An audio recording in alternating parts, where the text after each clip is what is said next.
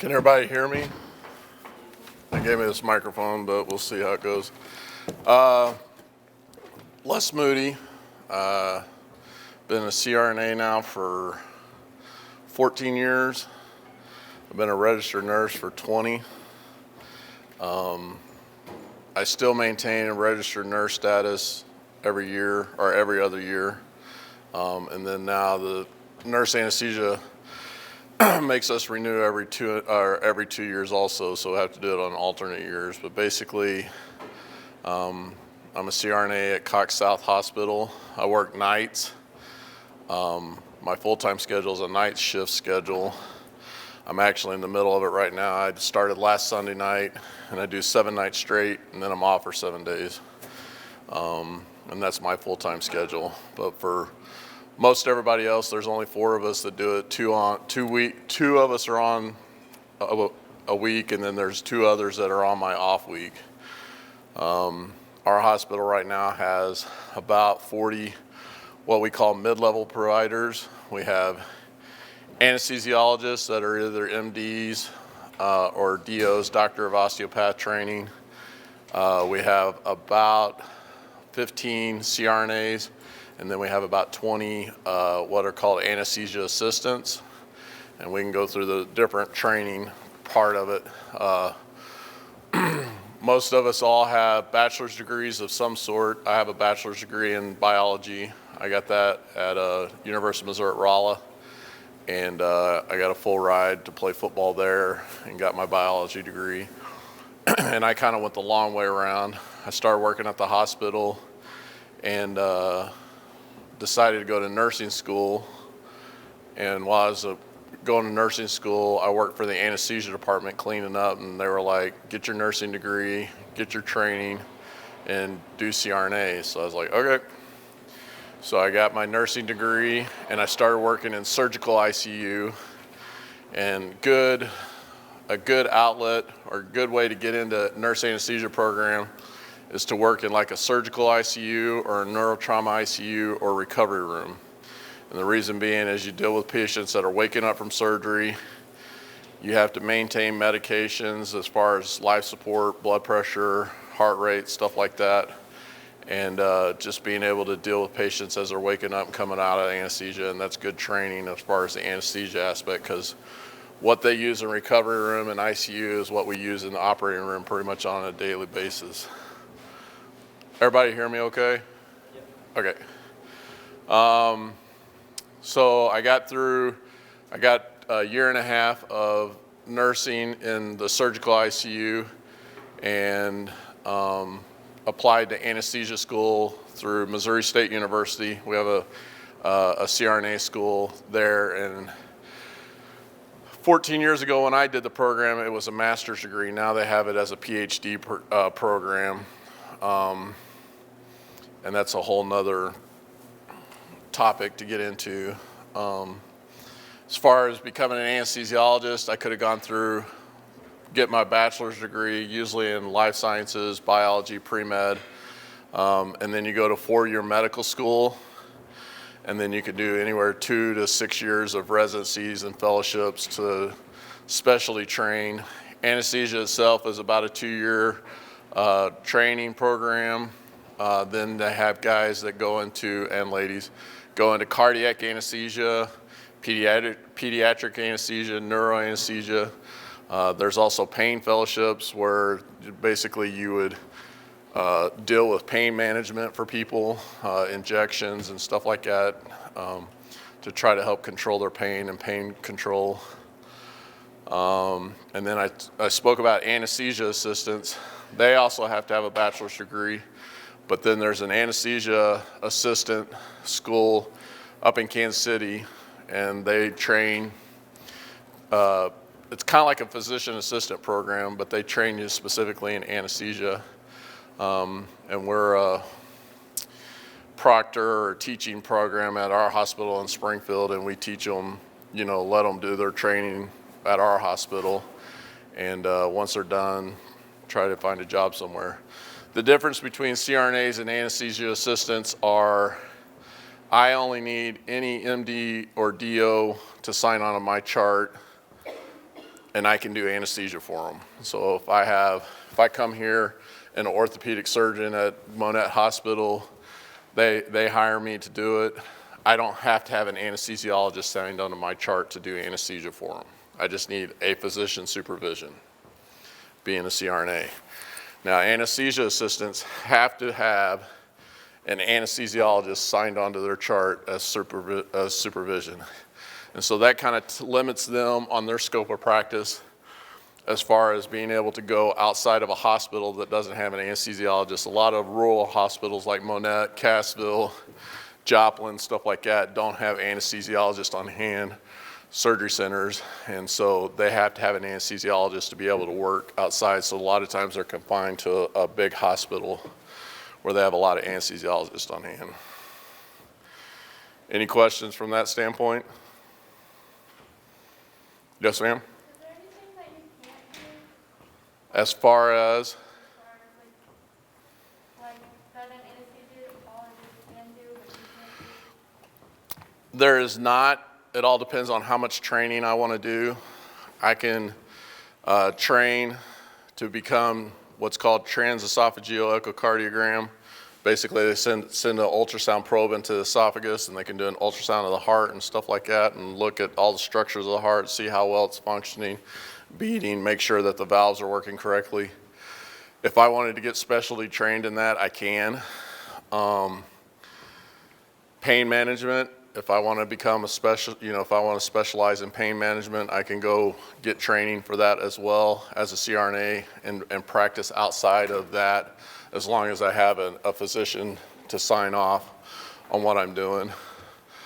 It all depends on how much training you want to get into and where you want to go with it. But no, as a CRNA, you don't have to have, there's not really any limitations other than you don't have an MD or a DO behind their name. Do you guys understand whenever I say MD or DO? MD is a physician that's called a medical doctor, and then there's another training program for physicians that is called doctor or osteopath, and they're usually about the same. Any other questions before I continue on? So a normal schedule, and I should have wrote it down.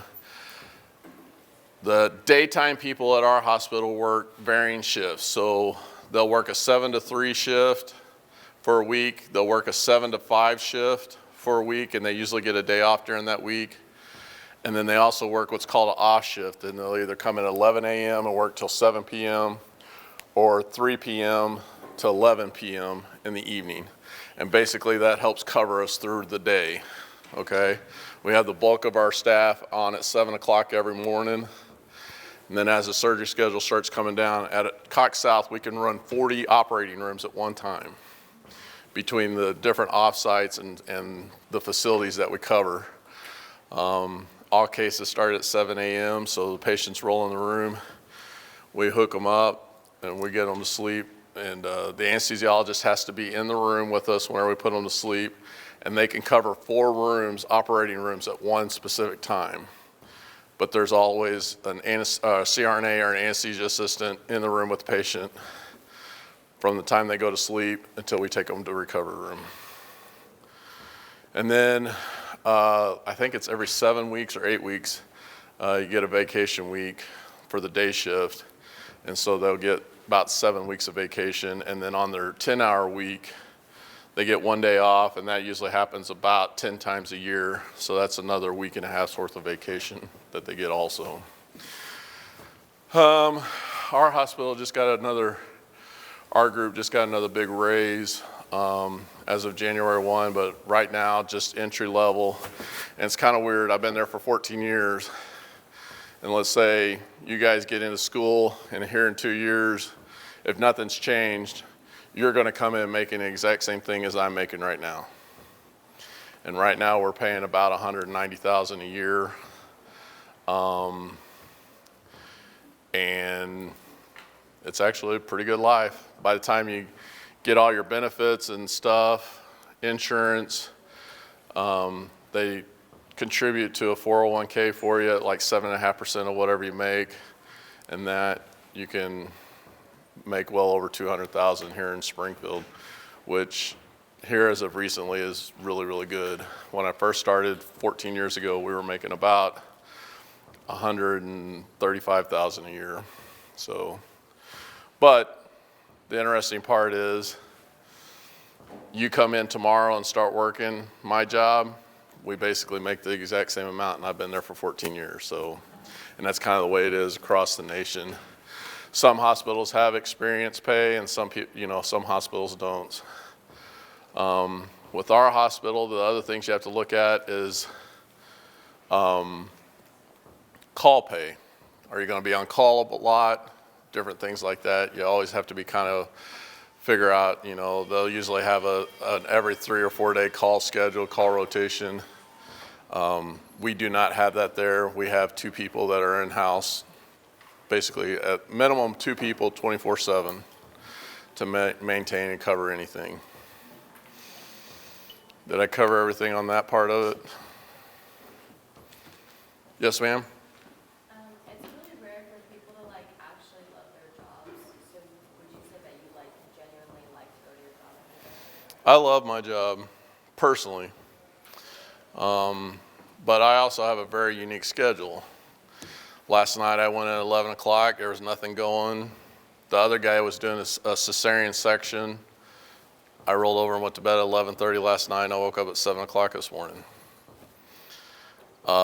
Yes, I do not sleep in my bed half of the year, every other week, but as far as my life, my family's life and stuff, they really don't know that I go to work because I go in at 10:30 at night.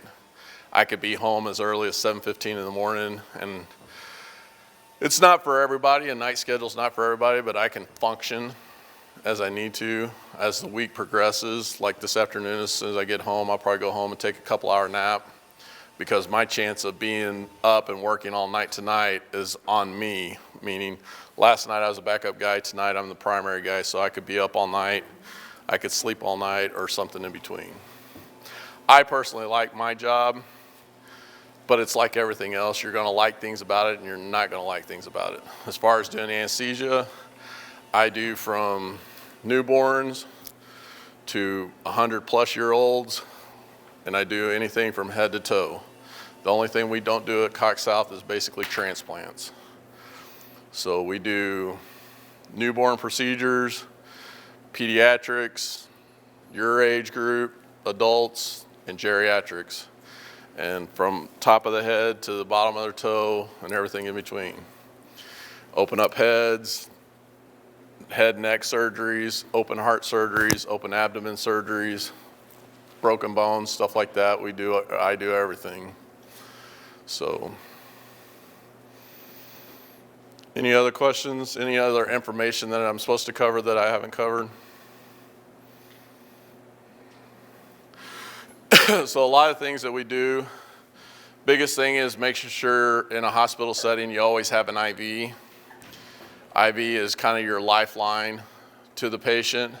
It's really hard to get them and sustain them in kids because they don't understand that it hurts, but they also don't understand that they need that.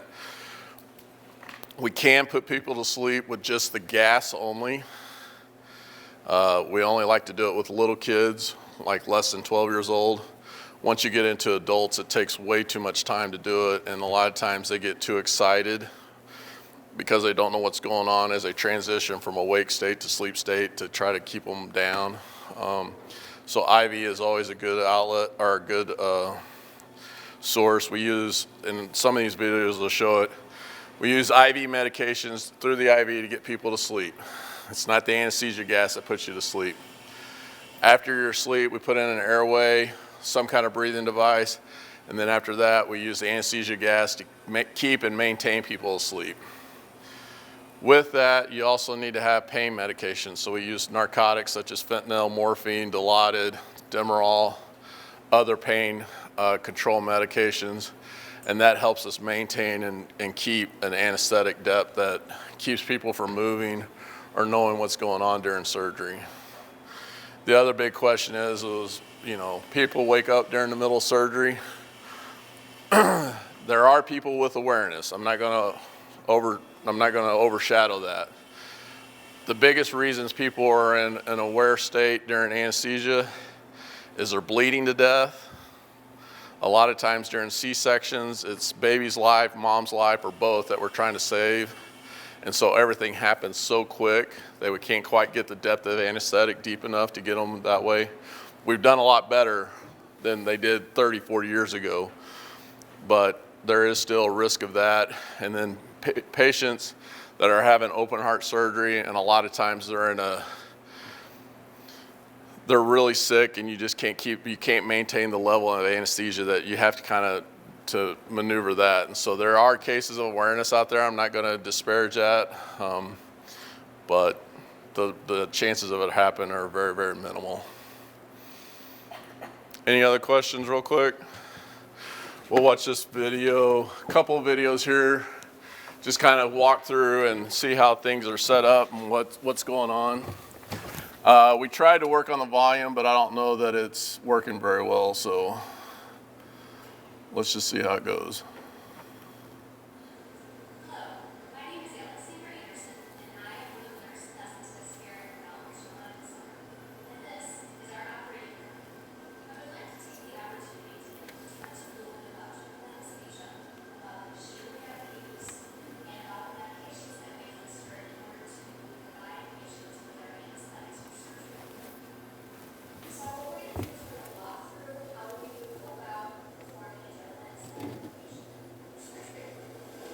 Start off by having the patient walk into the operating room and lay on our operating room bed. We then go ahead and start placing the appropriate monitors on the patient. This is a pulse oximeter. It is placed on the finger, and it gives us a percentage of oxygen in the patient's bloodstream. We have the EKG monitors that we place on the patient's chest. It is able to show us a heart rate and a heart rhythm, followed by the blood pressure cuff that we apply on the patient's arm. So then we're going to go ahead and we're going to have the patient breathe in some oxygen through a mask. We'll go ahead and put the mask on top of the patient's nose and mouth. And the reason why we do this is because the patients are breathing in room air, and the room air at this point is full of nitrogen. Okay? We need to get rid of the nitrogen in the patient's lungs, so we have them breathe in fresh 100% oxygen. So, in talking about a general anesthetic, okay, there are 5 goals that we have when we're talking about general anesthesia. Okay? The IV medications that we have, in addition to the gas, all help us attain those goals in order to provide a smooth anesthetic. Okay? So what we're doing when we give a patient a general anesthetic is we are rendering them unconscious. We are reducing them into an unconscious state. Okay? We are maintaining an unconscious state so that surgery can be performed, and then we are emerging the patient from their unconscious state, or what we call waking them up. Okay? So let's start by talking about some of the IV medications that we use in rendering a patient unconscious. Okay? Each one of these medications that I'm showing you here all have a certain role. They all provide a certain action in the body. But collectively, they help us induce a patient into unconscious state and help us maintain that state or general anesthesia. This medication is called Versed. It is a benzodiazepine, and we give it prior to surgery to help patients relax, to help take the edge off so that they don't remember going into the operating room.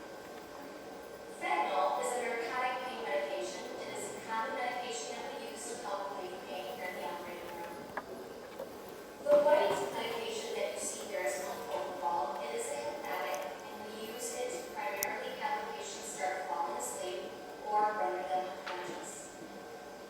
Succinylcholine that you see here and rocuronium are both muscle relaxants. Succinylcholine is a very fast-acting muscle relaxant. Rocuronium or Zedron is a more long-relaxing muscle relaxant. So what we do is we go ahead and we start giving medications here in the operating room to have the patients fall asleep. Once they're completely asleep, okay, we are then able to give them a muscle relaxant. I'm going to show you a video here real quick of a gal going to sleep. It's actually kind of cool. I can't remember which one it was.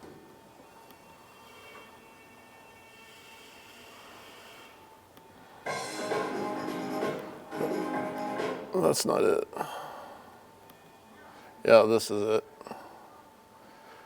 Basically, she is getting ready. It looks like this is what's called a ventricular drain. They're gonna drill a hole in the top of her head and put a drain in that drains off excess fluid so her brain will be at a normal pressure. She basically isn't able to drain. And that's what she's holding, but they're gonna show here her going to sleep using those medications that lady was just talking about. It's kind of interesting to watch her.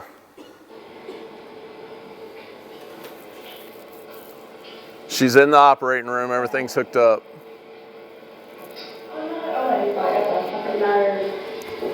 Sorry.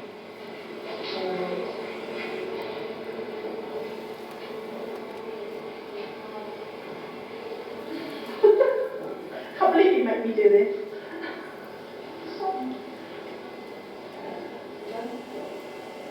Yeah. I'm not taking photos. Okay. Yeah. Go to sleep.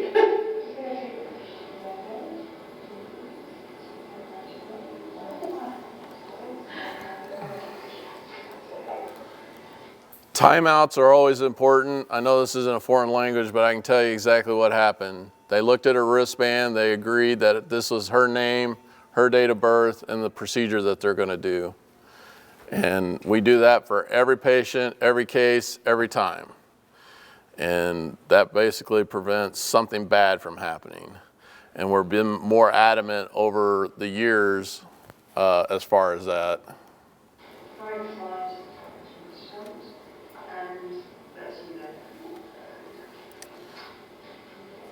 So the guy in the background there is the anesthetist. I don't know if he's a CRNA or an anesthesiologist.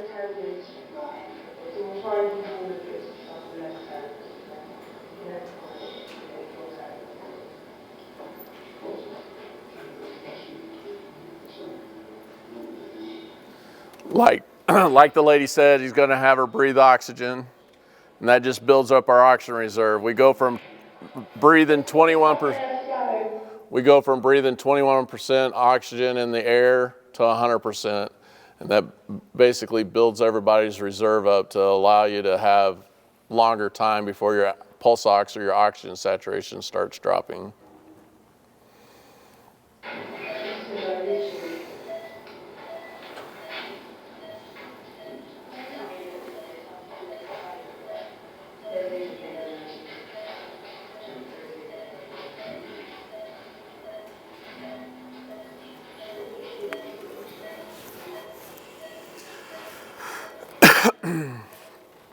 He's injecting lidocaine, and that basically, the propofol actually burns quite a bit whenever it goes in, so the lidocaine through the IV kind of numbs it up and helps with that a little bit.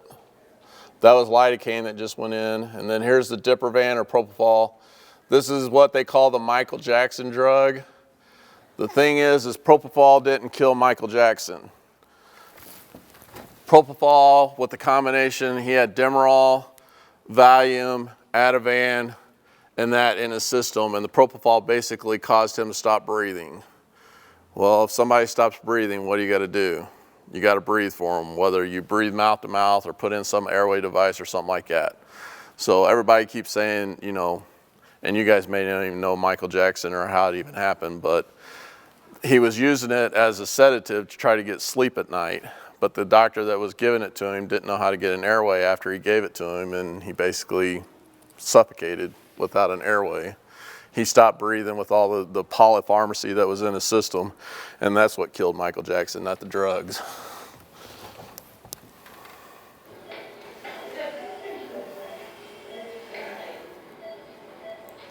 So now he's starting to give the Diprivan or the propofol.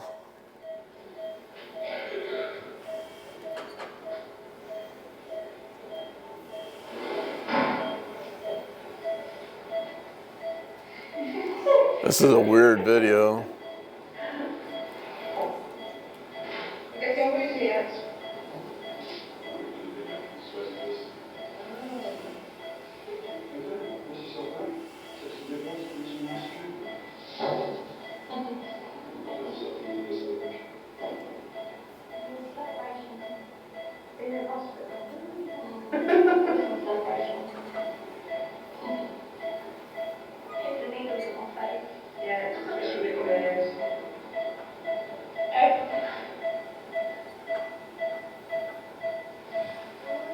And there she is asleep.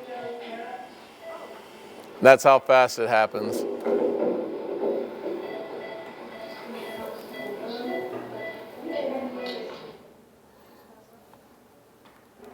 That's how fast propofol works. Works very fast on, very fast off.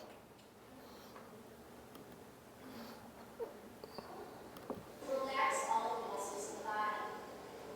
Once we've done that, we have taken away the patient's ability to breathe on their own.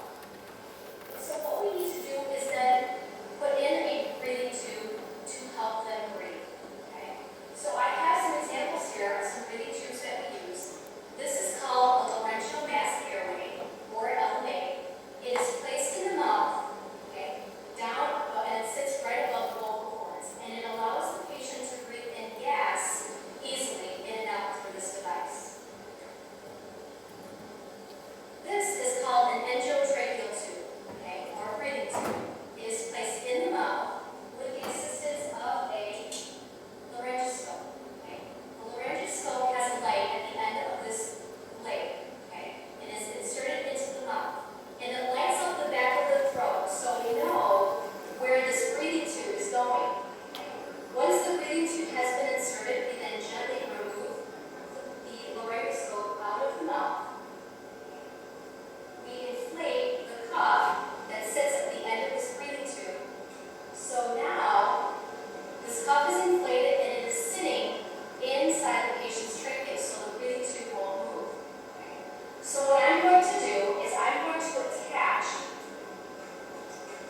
this breathing tube onto the circuit here to demonstrate, okay, once this breathing tube is in, how we then go ahead and manage the patient's general anesthetic. Okay. So what we do is once the breathing tube is inserted into the mouth, we then place the patient on anesthetic gas and then place them on our ventilator.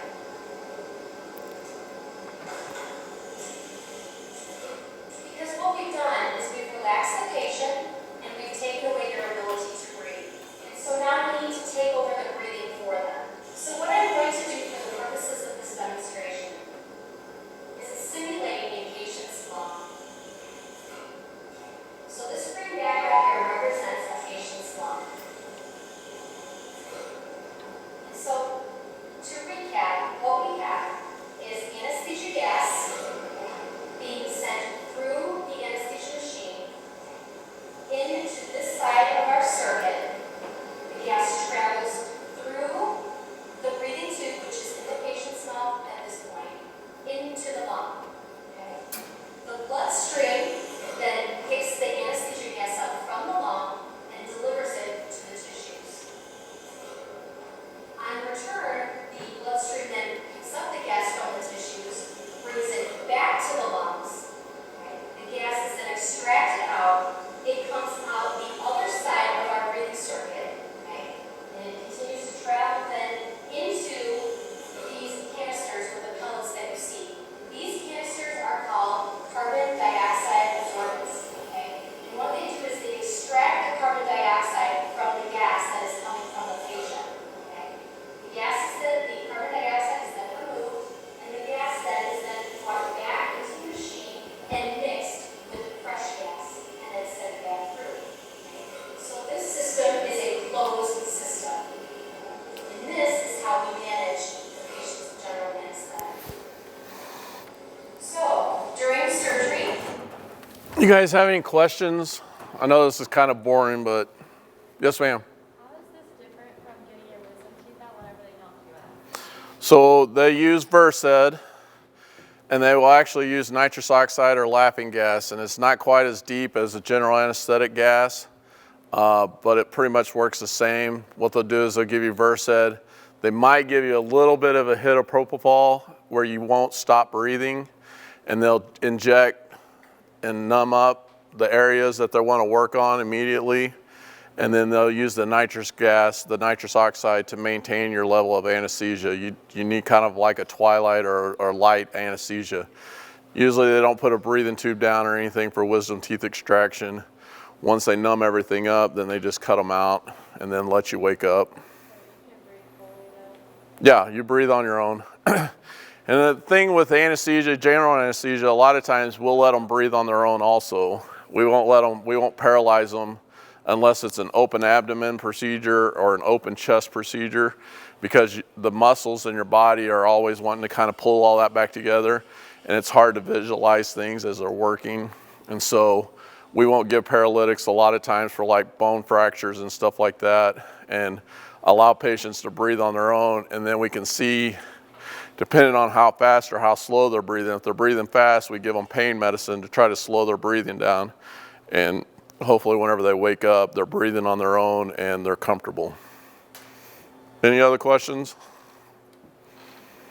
Stay with me here just for a little bit. We are then able to maintain the patient's status. We are constantly looking at the heart rate, the rate of heart rate, looking at blood pressure monitoring, and we're also able to look at the percentage of anesthesia gas being delivered to the patient and the anesthetic gas that's coming from the patient. We also can deliver additional pain medications to relax the muscles. So once we are nearing the end of surgery, what we start doing is we start tapering down the anesthesia gas. Okay? We start checking the patients to make sure that the muscle relaxant has worn off. If we need to give additional pain medications, we can at this point. But we're watching the surgeon to see exactly where he's at and how close he is to being done. Once we feel that he is just about to be completed, we then go ahead and we shut off the gas completely. We increase the amount of oxygen that is being delivered to the patient because we want the gas off of the lungs. We want it to get out of the body, okay? And we then take them off the ventilator because we want them to start breathing on their own. We want to be able to assess exactly how strong they're breathing, how much air they're taking in, or how much oxygen they're taking in. Okay? So once they're breathing on their own and they start to wake up, okay, surgery is over, we then start assessing exactly how strong they are. So we may have them squeeze our hands, we may ask them to open their eyes. And so once we are comfortable with how strong they are, we then go ahead and we take the breathing tube out. Okay, so here's our breathing tube that was attached to the circuit. We then go ahead and gently take the breathing tube out. Okay, we put the mask back on the patient's nose and mouth. Okay, and then have them just breathe in the oxygen through the mask. Okay, so at this point, we're continuing to assess our patients, making sure that they're comfortable. If they're not, we can go ahead and give them additional pain medications. Okay, and then we then go ahead and transport them to the recovery room. So this is just a general idea of exactly what we do back here. I hope it was informative for you, and I hope that So that's kind of a quick rundown. Any questions on that? Do they take the tube out while they're awake? So you want the patient awake enough that they know what they're doing, what's going on. Biggest thing you have to have is you want them to be able to protect their airway. So if anything happened to come up, they can cough it out or get rid of it. So you want them, it's hard to explain. You don't want them completely awake, but you want them there where they can cough and be able to protect their airway and that. And so that's when the breathing tube comes out. And then you kind of have everything else wearing off at the same time. And then we usually take them to the recovery room. If they need more pain medicine, we'll give it to them. That usually we'll watch them in the recovery room. The nurses in the recovery room will watch them for about an hour. And then they can either take them up to the room if they're staying in the hospital, or go the same day and have them start eating and drinking and get them out of the out of the hospital within 2 or 3 hours after surgery. Any other questions? So the biggest things we need in surgery is IVs. You got to be very good at getting airways. A lot of times getting airways is just looking and putting the tube in, and we make it seem really easy, but we do thousands of them a year. If for some reason we can't get an airway by traditional means, then we have to use other ways, and this video kind of shows that. This guy is actually pretty impressive to put in his own awake fiber optic intubation here. Let me see if I can pull it up. This video, I don't know. It doesn't seem like it's the one I used to use, but we'll see. Today, we're doing our first video podcast, and the topic is awake intubation. Every airway course talks about it. It'll save your butt on a predicted difficult intubation, and yet very few people are actually doing it. And I think that's because people make it too complicated. Today, we're going to make it as easy as possible. I have two of my critical care specialists here. I'm gonna turn it up. Tell me if it's too loud. I'm Raghu Sidal. And you're going to do what today? I'm going to get intubated, awake vessel. My name is Sean Toll. And what are you doing today? I'm going to get intubated. I'm going to intubate to see power.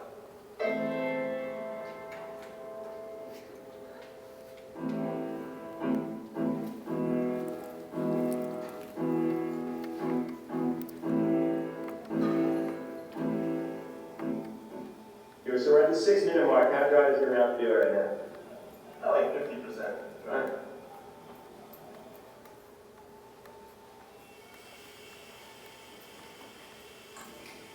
All right, so it's been 10 minutes, and now we're going to suck out the existing spit in your mouth.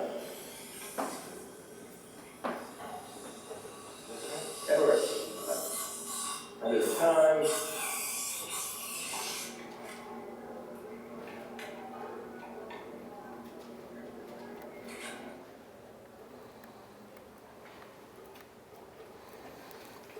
Okay, so this is 5 minutes per minute. That's key because that keeps the particle size large enough not to go into the lungs and just to stay in the oral airway.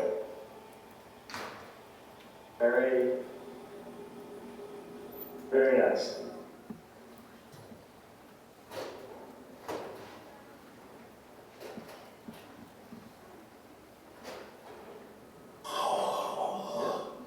Let's sit there for a while and swallow.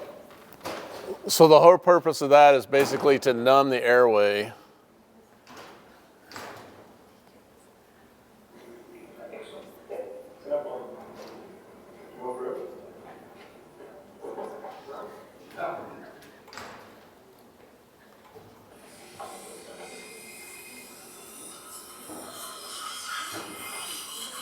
You want to make sure that the airway's dry whenever they stick the scope down so you don't accidentally cover the viewing part of it with mucus and stuff like that. 3 cc's in sheet syringes, and it just converts it to a very fine spray, which allows us to anesthetize the back of the oral pharynx, the top of the cords, and we can even place it through the cord and anesthetize the trachea. So you got to imagine this guy's having this big metal blade stuck in his mouth, wide awake. And that's just, you don't normally have that happen. Okay.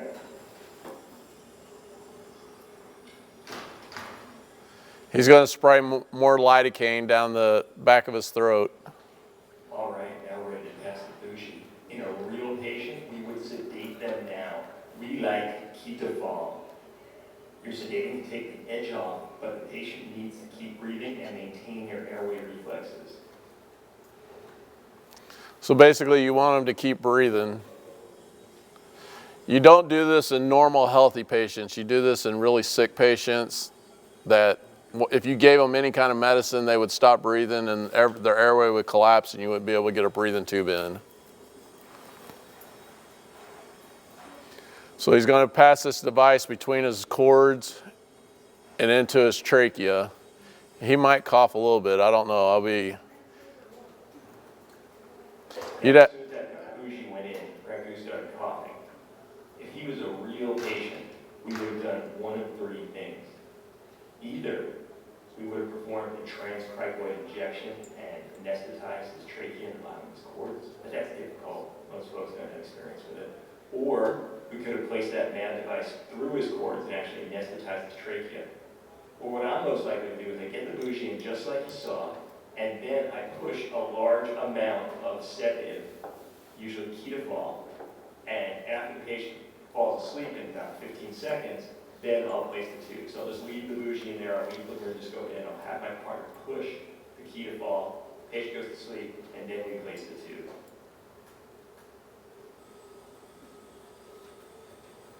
So that's the video screen. There's his epiglottis that protects his airway, that flap of skin. And then as he lifts up, you can see his cords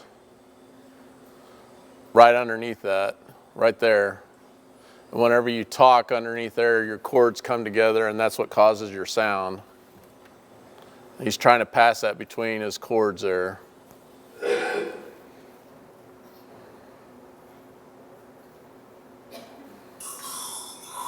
We don't need to see him do it. Basically, they're going to go through the same process. That's not the video that I had originally. Let's see if we can do this one.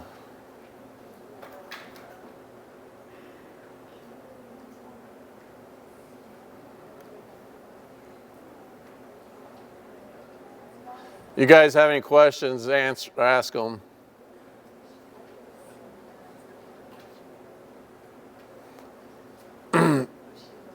Ms. Schmidley, is there anything I need to be saying? Did you go through the education? I was trying to get the speaking.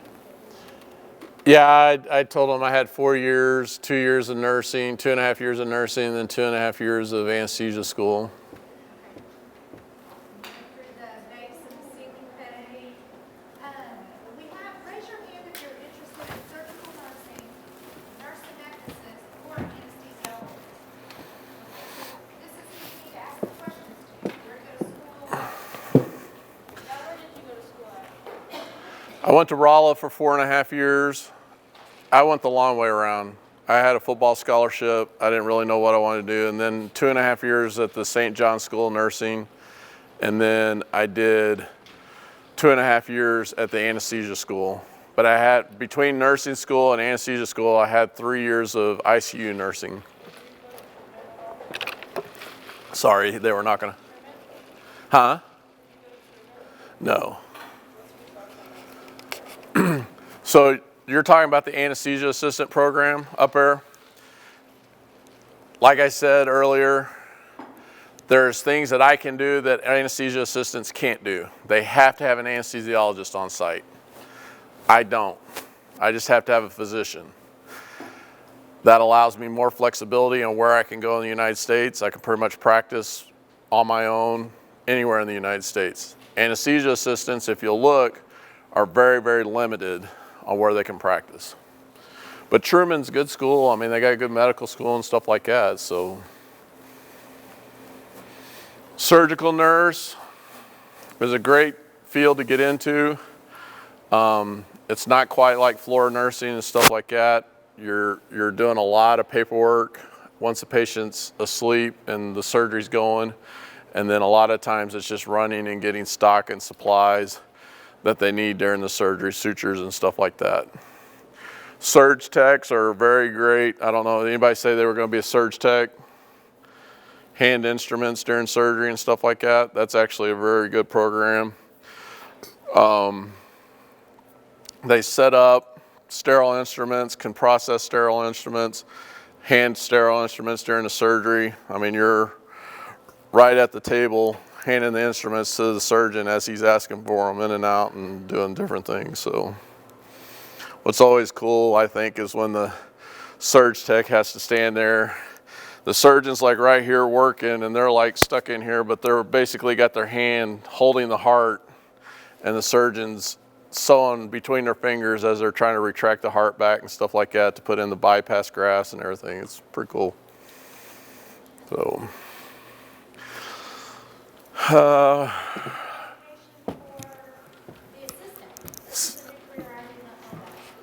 Anesthesia assistants, they're basically PAs, physician assistants that have been trained specifically in anesthesia, but they have to have an anesthesiologist supervising them at all times. So how long is the education for that? Like Same. 4 years of, well, 4 to 5 years for a bachelor's degree and then 2.5, 3 years for your anesthesia assistant. And like I was telling them, you guys may have been in and out, but they walk in, I've been there 14 years and they make the exact same amount of money as I do from day one. We don't have kind of an experience ladder kind of deal. It's just everybody gets paid this amount and that's it. So, Diana, did you have any specific questions? Put down a spot there.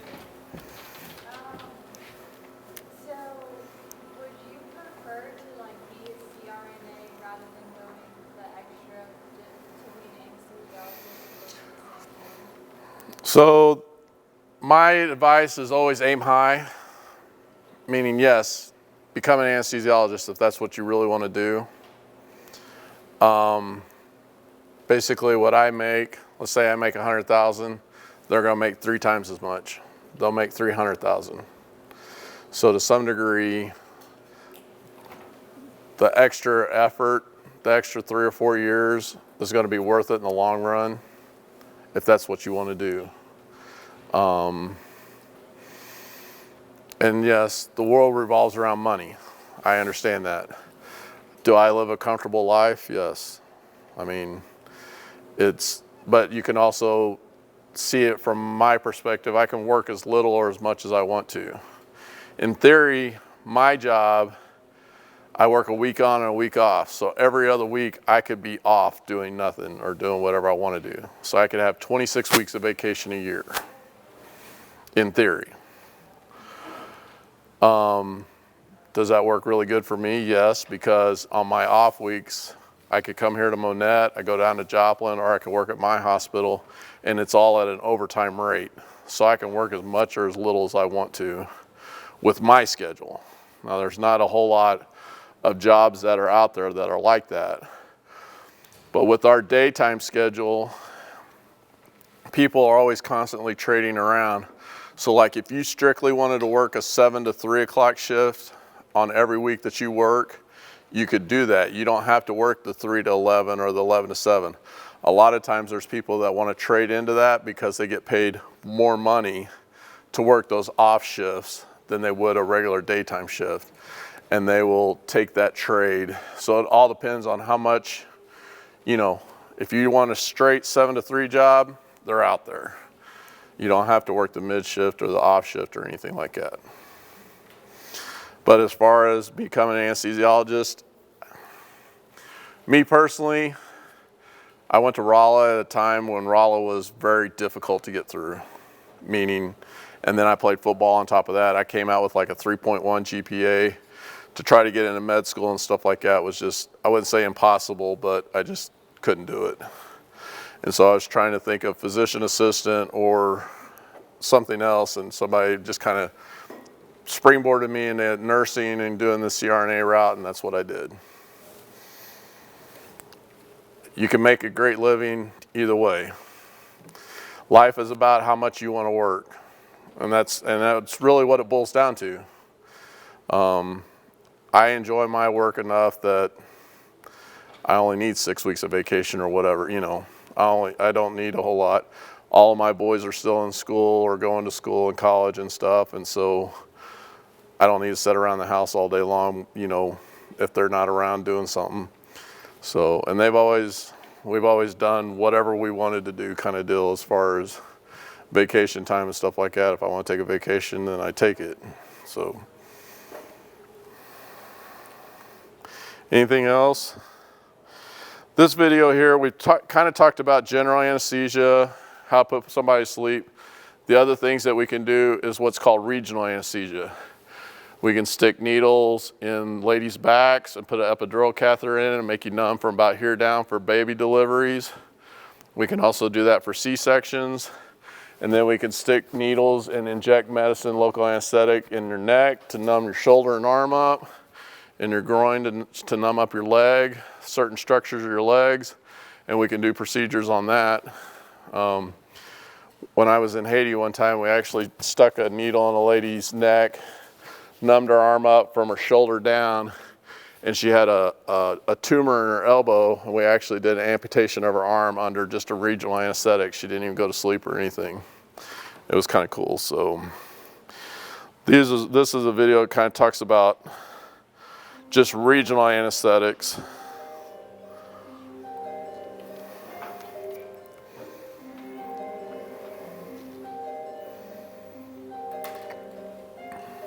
What time are we done? We have a section of students that leave at 11, they get 11 to 11:25. Okay, so we're still okay. Let's watch this and then we can get up around the dummy here. Hello, Mrs. Schiller, Not me, that thing. physiologist, and you are in the anesthesia room to be prepared for your operation. This film has been made to explain regional anesthesia. I would like to verify your ability, funding, and listening to care.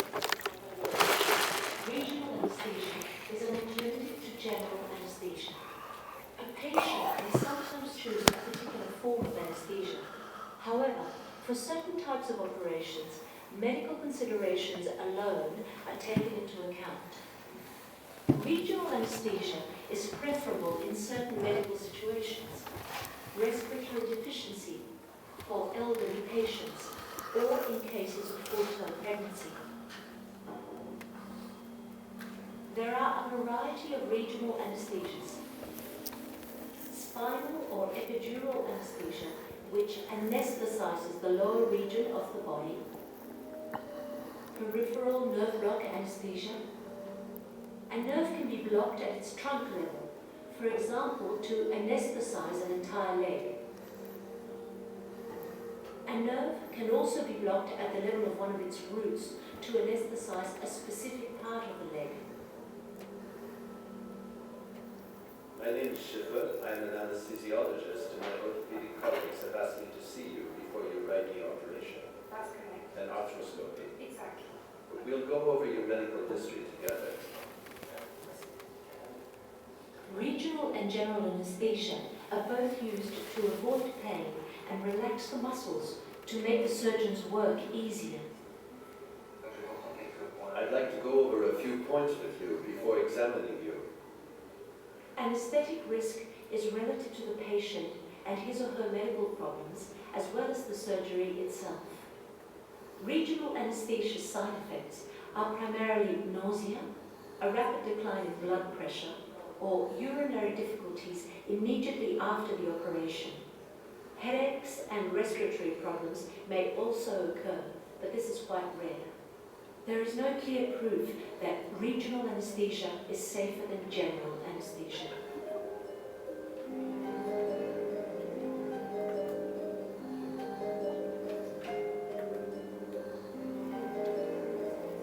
In epidural anesthesia, a local anesthetic is injected into the epidural space. A very thin flexible tube known as a catheter is You know where that's located? They didn't really define that. Anybody? Anybody?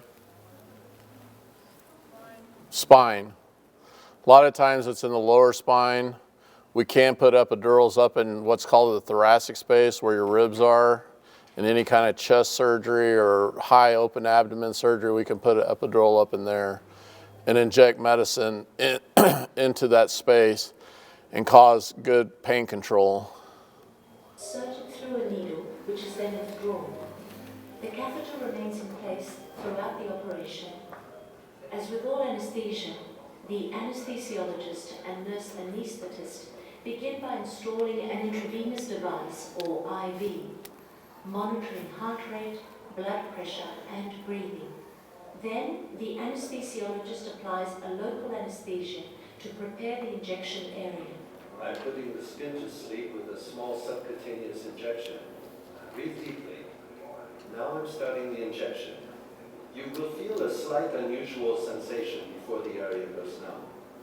I'm going to press hard on your back as I begin the epidural. Are you okay? Do you feel anything? I'm fine. Good. Then, the anesthesiologist locates the epidural space.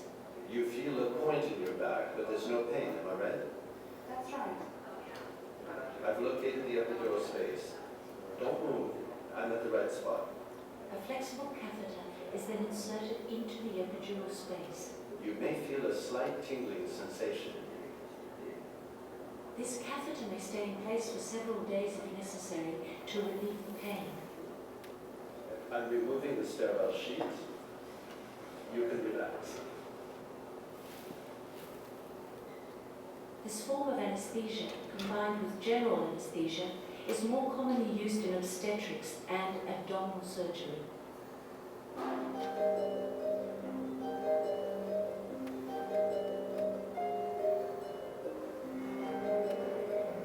Spinal anesthesia consists in the injection of a local anesthetic into the fluid which bathes the spinal cord. So what's the difference between the epidural and the spinal? Say again? It actually goes into the spinal canal. Epidural, we inject a big volume of low concentration local anesthetic. In the spinal, we inject a very tiny volume, usually less than 2 cc's of a concentrated local anesthetic. And the needle actually passes into one layer deeper. You see how the needle on the epidural stopped in the yellow space there? Remember how the epidural catheter was in this space? Well, the needle actually goes into the spinal canal. We try to go lower than where the spinal cord ends, and these are the nerve roots that come off to innervate the lower part of the body. That's kind of the difference between a spinal and an epidural injection. Nothing's left in your back once the needle is withdrawn. This type of anesthesia is particularly useful in orthopedic and urologic surgery. I'm going to clean your skin with a rather cold disinfectant. Careful, it's a bit cold, okay? Yes, it's fine. Good. If something isn't right, if you don't feel well or if you feel pain, please tell me. Try not to move so I won't lose the spot. And I know this sounds funny, but communication is key. People need to know what's going on, what you're doing and that, because she can't see you behind. You got to kind of talk them through it. We will not proceed with the operation if you do not feel comfortable. Regional anesthetic techniques are never 100% sure. We sometimes have to add a general anesthesia. However, whatever happens, you will be comfortable. I'm going to palpate your back with my fingers. There. Now I'm injecting the spinal anesthesia. Does it hurt? Do you feel anything? No, it's fine. There will be a feeling of warmth as the operation area grows progressively numb. Then, the entire lower part of your body will progressively grow numb. Your muscles will relax, and you will have the impression of muscular weakness. Your spinal anesthesia is done. The lower part of your body, including your legs, will gradually heat up before going completely numb. We will apply hot and cold to test the level of anesthesia. Is everything okay? If everything seems fine, then we will begin surgery, okay? Yes. Good, then let's go.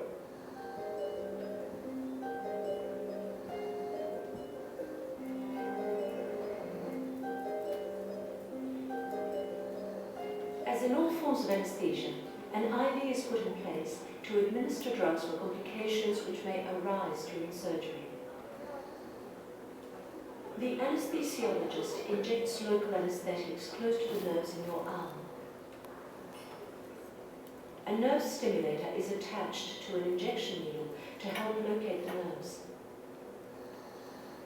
You will feel a slight tingling sensation with the nerve stimulated, and your hand will move a little.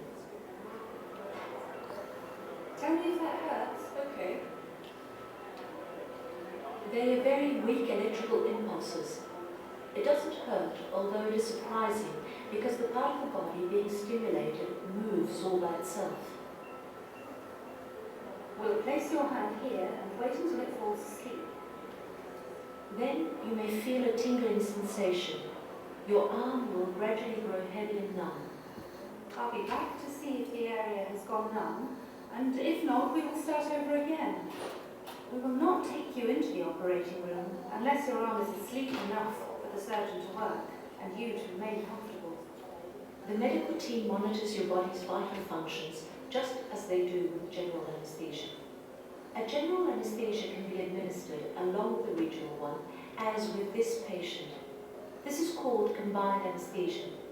Once the operation is over, a number of various things may happen. The patient may, if necessary, remain under medical supervision.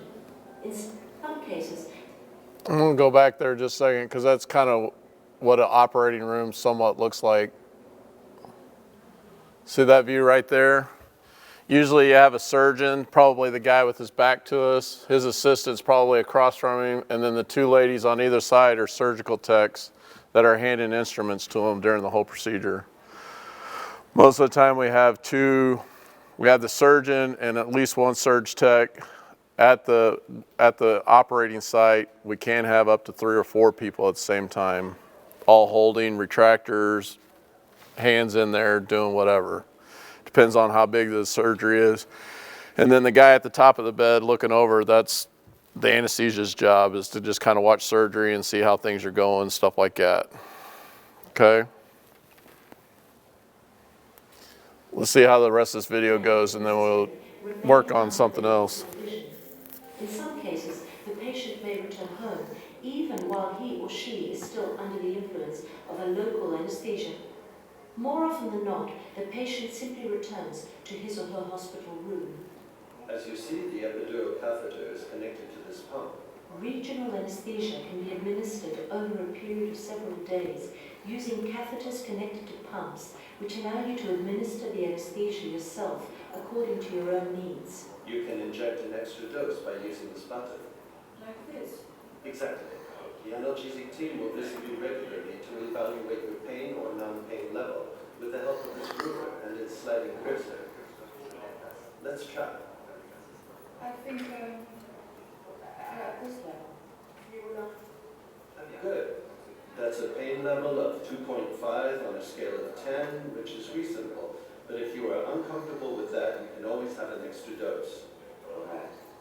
How did the operation go? It was fine. Good. I hope things go well and that you recover without any problem. Goodbye.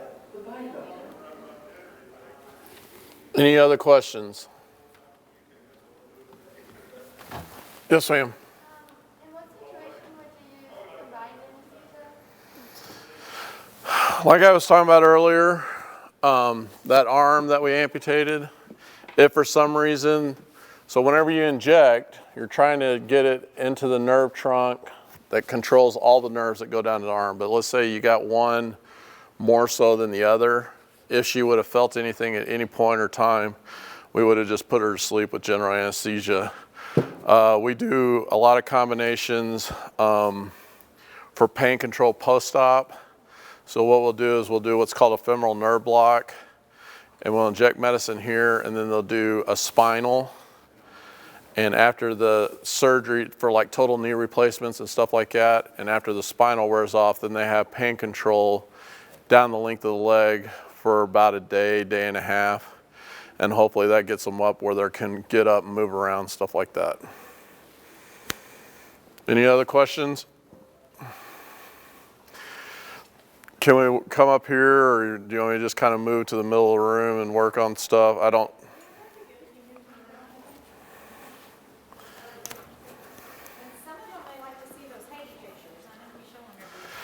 You know what? I don't know. It's been so long since I've done it. So what she's saying is I've done 10 in 6 years time frame from like 2011 to 2016. I did 10 trips to Haiti. Working by myself as an anesthesia person for a surgical team and a medical team, there was about 30 of us, and we would see probably anywhere between 100 and 120 patients in a day at the clinic, and we would do, depending on how big the surgeries were, but 3 to 6, 7, 8 surgeries a day. And it was like 16, 18-hour days, third world country, bring in our own stuff, try to elude the TSA down there as far as what drugs we brought in, equipment we brought in, stuff like that. And just try to help them out as best we can. We haven't been down there in the last year or so, 2 years, because of COVID, and they have COVID just as rampant as we do, actually more so. And then here in the last couple of years, there's been a lot of civil unrest. The government has not treated their citizens very well. The government tends to keep all the money that's being brought in, and they're not doing anything to help out the infrastructure or anything. And so there was a lot of rioting in the main airport outside of Port-au-Prince, and they were basically, the riots were shutting down all the roads out of Port-au-Prince, and people of Americans and stuff like that were basically being taken, stuff being taken from them and that. And so we decided not to go down the last 2 or 3 years. So hopefully I get to start that back up in the next couple of years, but we don't know yet. I had a friend of mine that got me in touch with another guy that needed anesthesia provider whenever I started in 2011. And we kind of went down there. Everything was out of my pocket. It cost me probably a little less than $1,000 to fly down there, and then I had to pay for a place to stay and food and stuff like that at like another $500 to go down there and work, do all that. But we did a lot of good, saw a lot of bad, and everything in between. So, any other questions? Yes, ma'am.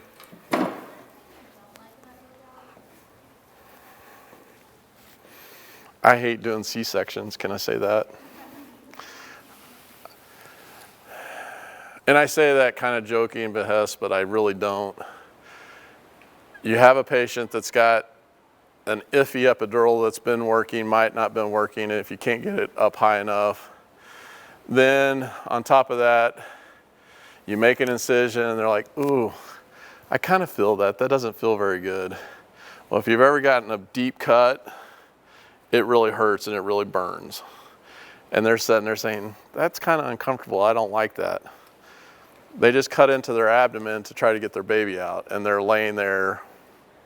So to some degree, you have to kind of, you can't say it this way, but you're thinking, they're cutting your belly open, they're going into your insides, and they're pulling a baby out, and your statement is, that's kind of uncomfortable. Most people wouldn't allow that to happen unless the epidural is working right into it. So it's one of those things that you have to kind of, you're okay, you're doing fine, you know, and it just, deep down inside, it's really hard to kind of manage. And then in their defense, a lot of times they've been pushing for 2 or 3 hours. They're just wore out, they're done. And then they came in wanting to have a baby naturally, and we're having to do a C-section. And so their whole world's kind of turned upside down. And I get that part of it. But it's just kind of hard to you have this awake person that you're just trying to coddle along and kind of, you're doing fine, everything's fine. And then the baby comes out and you're like, oh, look, and it's like, but that still kind of hurts. And I'm like, so, it's just kind of one of those weird situations. I'd rather them be asleep, or I could sedate them fully, but for some reason they want to lay there and see their baby for the first time. I don't. I'd rather have somebody bleeding to death, crashing, dying, given 50 units of blood products to, than to do a C-section, honestly. That's just me personally, but. What causes, like with the epidurals, when the moms have like extreme neck pain where it's not even tolerable, or So, have headache? a lot of times, so during C-sections, you'll have extreme shoulder or neck pain. Whenever you develop in the utero, your nervous system starts at a central point and elongates out. Well, you got to think that your uterus is, and I'm going to be very frank, your uterus is a very central location, and everything extends out from kind of that aspect of everything. During a C-section, they actually evert or pull the uterus out of the abdomen so they can sew it up. Well, a lot of times your uterus isn't used to be, it's used to being on your back, not outside of your abdomen. And so they're pulling on it, they're squishing it, trying to get it to contract down, stuff like that. And a lot of times that translates into chest pain, chest pressure, or shoulder pain. And a lot of people have that. Also with gallbladder surgeries or any kind of insufflation surgeries, that stretching of the abdomen will cause shoulder pain and chest pressure and pain. What And about vaginal births? When the moms complain of that? so headaches and stuff like that, a lot of times it's the epidural or the spinal canal won't close up after post-delivery, and you're leaking spinal fluid out of that puncture site, and they'll have what's called spinal headaches or something like that. And a lot of times, if they lay flat, they're fine. If they raise their head up any, they'll have severe headache because it's lacking that cushion or that spinal fluid to float your brain in.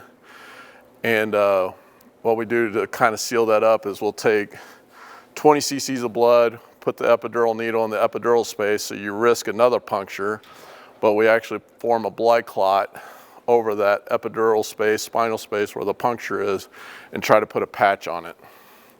Am I getting picture taken of me not wearing my mask? Huh? For what? For not wearing my mask, am I getting in trouble? No, you're 6 feet away. I know. I'll drop you. Any other questions? Is this thing rolling or is it locked?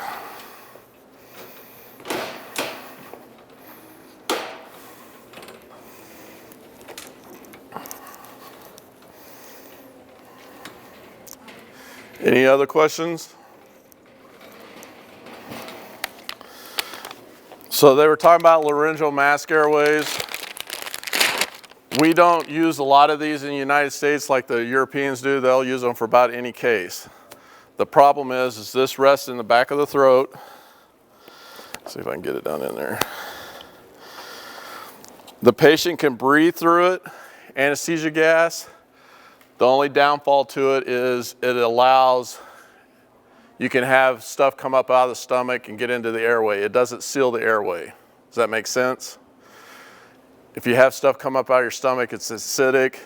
Even though you haven't eaten or drinking anything since midnight before, that stuff getting in your lungs can still cause a lot of problems. So that's why we don't use a lot of these. But in Europe and stuff like that, they do use a lot of what's called laryngeal mask airways. And literally, it just slips in the back of the throat here. It's really hard with the dummy here because it's really dry. But it rests, the tip, hopefully, the tip here, hopefully it lies in the point of the esophagus, and then they can breathe through this right here. And then we connect it up to the anesthesia circuit and allow them to breathe in and out. The thing that we have to be really good at anytime we go anywhere is being able to put one of these in to any kind of airway possible. You guys sitting here in the room, I would have no problems intubating you. I could not intubate with my eyes closed, but I could pretty much intubate everybody here. You got to think about the guy that's 600 pounds. He has no neck, no mobility, and everything is about getting the head and chest in alignment, and you can't do that with them. And that's where you have to use like alternative techniques or something like that, like we saw in that video earlier. This patient here also, or this guy here also has a trach opening. And a lot of times you could just stick the tube right there, ventilate through it if you needed to in a pinch, if somebody had a trach. This is a laryngoscope like I was talking earlier. I'm a short handle guy. They have ones that are long handles also. I don't know why I like short handle, but it's just more control.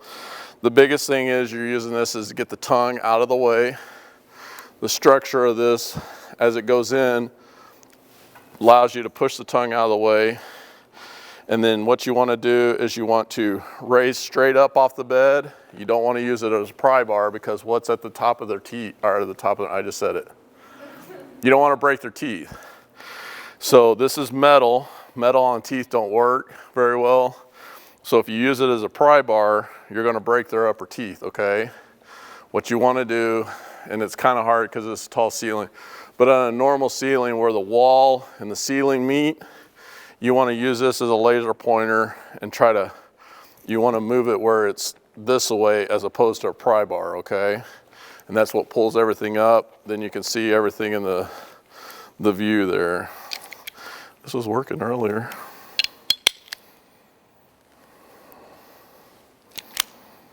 That's probably why it was in the discard basket instead of in use. IVs are our biggest lifeline as opposed to an endotracheal tube. Oh, let's say they call a code blue up in bed 222, okay? You walk up there, you find the guy laying in the floor, his IV got ripped out, and you need to give CPR medications. You don't have an IV, what would be your next best route? What? You got to get something in quick. And the thing, you're fine, but the thing with shots is you give it into the muscle and there's no blood circulating around, it's not going to pick it up and bring it around, okay? Good answer, but think about something else. Huh? Can't get an IO, but you're basically standing there. I'm anesthesia, I don't have an IO, but I have this. What am I going to do? You can put it down the tube into the lung. Because you got a highly vascularized space in their lung tissues. Whatever dose you're going to give IV, you'll give 2 to 3 times more down their tube, using the bag, this thing here, to get it in. I can't believe my light quit working. I can't see anything in this light.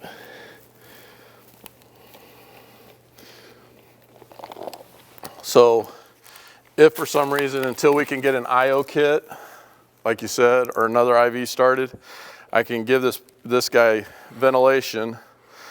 And then if I need to, I can take the drugs, inject them down this, and bag them and force them into the lung tissues. As CPR is being given, blood is circulating, picking up the drugs and taking it back to the heart and the brain and everything else. Anything else? I wish my light was working better. Any other questions? Yeah, we could have one of the students that want to do anesthesiology. Yeah. Intubate. Maybe you have one of you. Yeah, the problem is I can't figure out why this isn't working. You had a question, ma'am?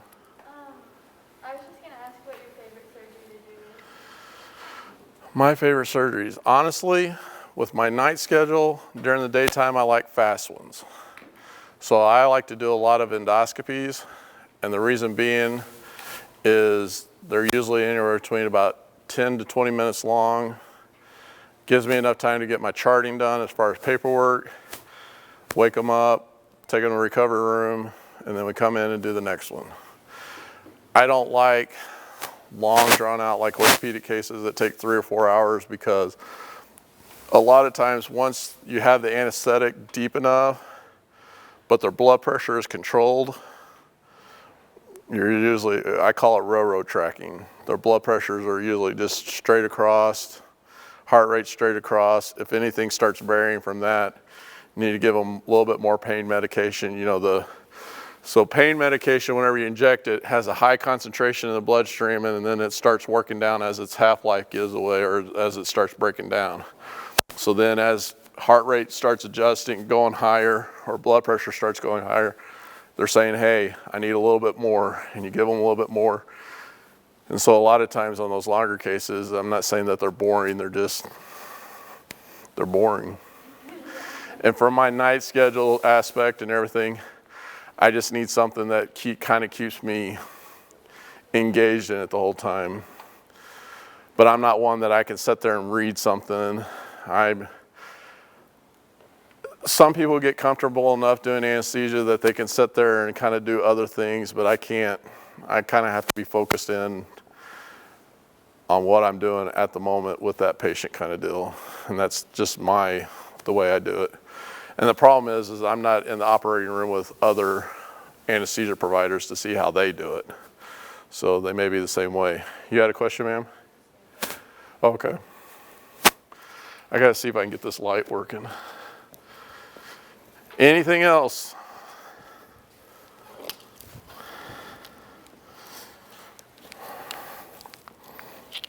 Uh-huh.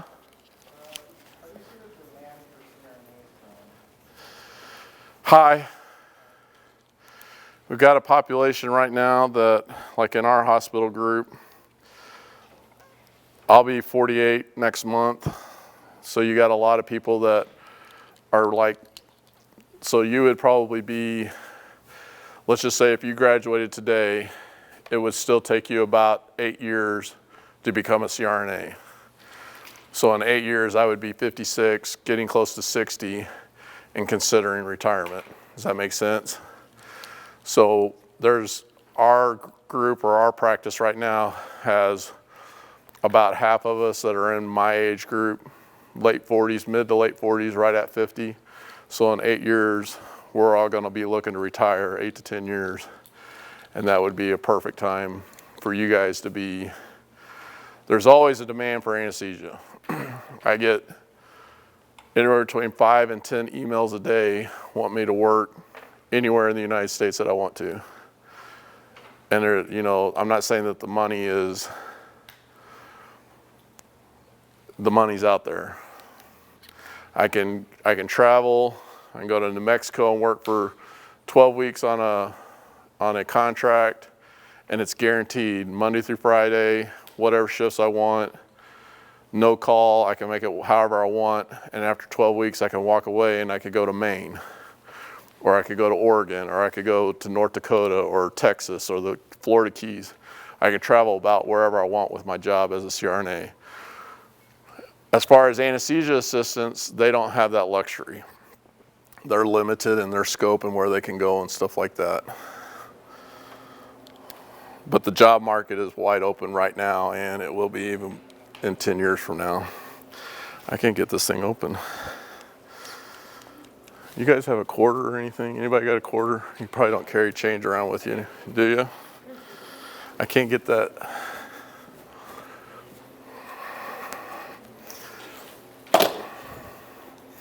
So what other jobs are you guys looking at getting into? Huh? Okay. I wasn't bad mouthing labor and delivery, by the way. Anybody stronger than me? Thank you, sir. Anybody else? Peds ICU or newborn intensive care unit ICU is a big, huge travel factory right now too. Flight nurse is fun. You see the worst of the worst. I mean, it's I don't know. You pretty much have to have about 2 years of ER nursing before you could do any kind of flying. And the thing you have to think about is it's a high demand field, but there's not very many people that can work it, meaning there's only one flight nurse at a time. So, you know, we have to have 40 operating rooms available every morning, Monday through Friday, where they only have to have one flight nurse available for a helicopter. So that's, and I'm not discouraging you from that, but just you have to think about that as you know, you have to be willing to do the alternative until you can get a job like that. Anybody else? Anybody want to try to see if I can get this to work? Come up and try to intubate this guy. Have you guys used any, do you have any PAM or any kind of spray or anything? I would say, well, I don't know if you'd want to use it or not, but that's what I would say use. I don't know why.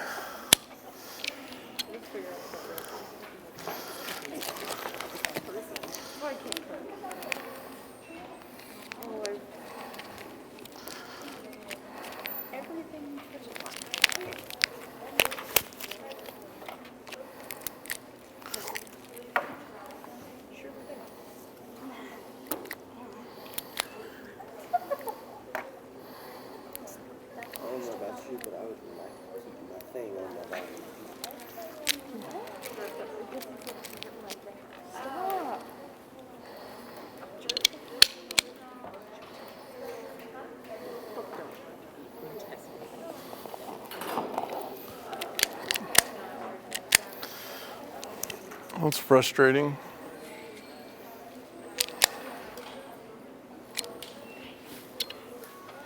Oh, I don't need 2 cans of it. I just need. About empty, so I thought Oh. I'd get one.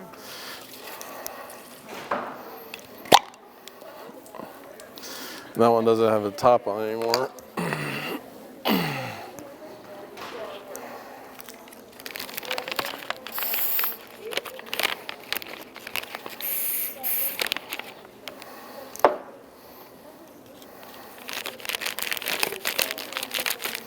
Are you okay that I put this in the, okay.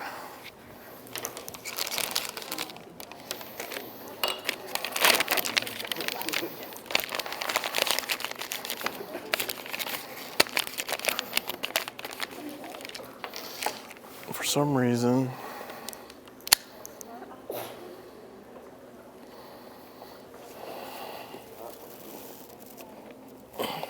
who said they want to come up and try to activate? Come on.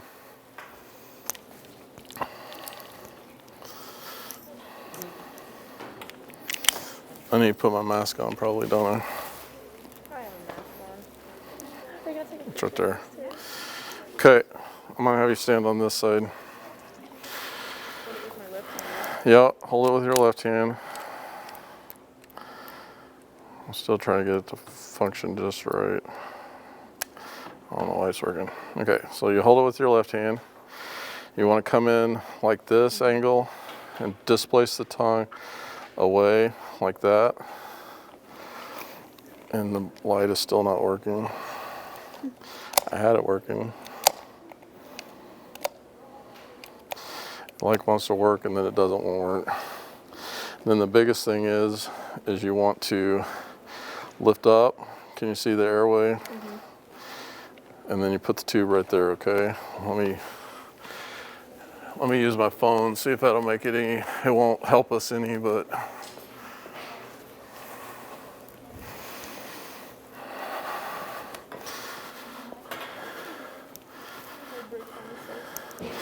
Let's go through the top and let me see if I can cause the light to reflect back out away. Do you go this way first? Yep. Okay, can I touch his face? Yeah, you can touch his face. He's asleep. He doesn't care what you do to him. Oh my gosh, I cannot get it past his tongue. You're okay. Why do I grab his Look, tongue like watch. that? So usually you'll have gloved hands. And what I do is you can do that, okay? And then you just bring it in like that. I don't know why. It's so much better when this works. Do you have to use your left hand or is your left-handed? It's not about being left-handed, it's just you're gonna be better at this right-handed. Most people are right-handed. So to make this go in where you want it to go, this is kind of the non-functioning part of it. This is the functioning part of it. So that's why Or if you are left-handed like I am? you would still want to do it right-handed first. I don't know. Could you go from this side as well? You can, it's just harder. So the blade is actually made to go from the other side. Because see if you have a fleshy tongue, what's gonna happen? The tongue's gonna roll up into your view here if you go from the other side. So that's why most blades are left-handed. Could you see the airway? Or some parts of it? Here. No, look this way. I was gonna see if we could see it from this side of it, right here. Oh yeah. See it right there? Yeah. Now take the tube from my hand, see if you can stick the tube in the airway through the mouth.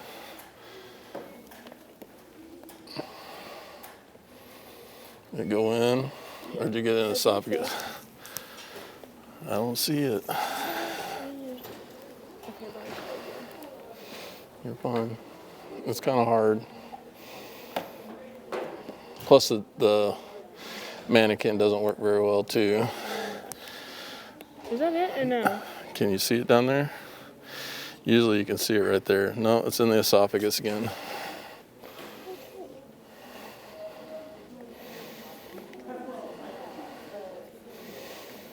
Dude. I know it's gonna be dark, but let's see. What's really bad is whenever you're trying to do one of these for a code intubation. Can you see it? See it right there? Yep. And that's where you want it, is in the trachea there. You can try it. Like I said, it's bad that my... Do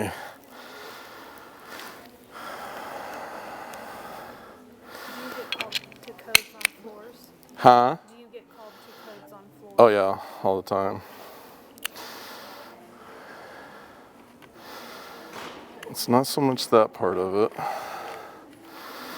I may just need to go buy a new battery. Try it again.